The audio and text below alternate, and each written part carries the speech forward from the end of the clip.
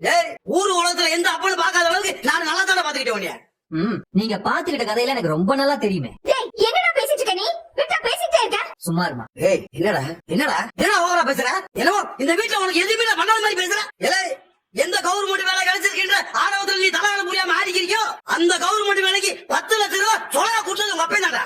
மகனுக்கு ஒரு நல்ல வேலை கிடைக்குதுன்னா எல்லா அப்பாவும் குடுக்கறதே. நீங்க ஒண்ணு ஸ்பெஷலா பண்ணிடல. இத நம்ம பெரிய விஷயம் மாதிரி பேசிட்டு இருக்க. நீ சும்மா என்னடி பேசிட்டே இருக்கா இவ? வாய் மூடுங்க. எதுக்கு இப்படி பேசிட்டு இருக்கீங்க? ஏய் சும்மா இருமினா. இது பாருங்க, கொஞ்ச நேரம் அமைதியா இருங்க.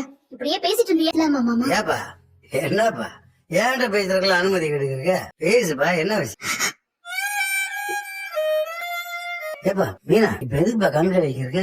நாங்க தனியா போறதுல உங்களுக்கு எந்த வருத்தமும் இல்லன்னு நீங்க பாட்டுக்கு சொல்லிட்டீங்க. ஆனா மனசுக்குள்ள நீங்க வருத்தப்படுவீங்கன்னு எனக்கு தெரியும் மாமா. மீனா, இத்தனை வருஷமும் கூட இருந்த மகனு மருமகளை வீட்டு விட்டு போறப்ப மனசுக்குள்ள வருத்தம் இருக்கத்தானே பாசை. வருத்தமெல்லாம் இல்லன்னு மாமா போய் எல்லாம் சொல்ல மாட்டேப்பா. அதே சமயத்துல போறவங்களை ஏன் போறேன்னு சொல்லி தடுத்து நிறுத்த முடியாது. என்னால அவங்க பண்றதெல்லாம் புரிஞ்சுக்கவே முடியல மாமா. அட்லீஸ்ட் அவங்களுக்காவது அவங்க என்ன பண்றாங்கன்னு புரியுதான்னு பார்த்தா அது அவங்களுக்கும் புரியல. இந்த வேலையில சேர்ந்ததுல இருந்து அவரோட நடவடிக்கையே சரியில்லை. தலைகால் புரியாம ரொம்ப ஆடிட்டு இருக்காங்க. எல்லாத்தையும் நானும் பார்த்துட்டு தானே இருக்கேன். நான்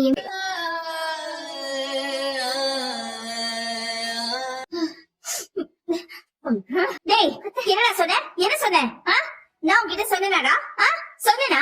என் புருஷன் என்ன டார்ச்சர் பண்ணாரு உன்கிட்ட சொன்னேனா? டேய், இத பாரு, உன்னை என்னடா அவர் டார்ச்சர் பண்ணாரு? என்ன டார்ச்சர் பண்ணாரு? நானும் பாத்துக்கிட்டே தான்டா இருக்கேன். ரொம்ப ஓவரா தான் பேசிட்டு இருக்கே நீ. இத பாரு,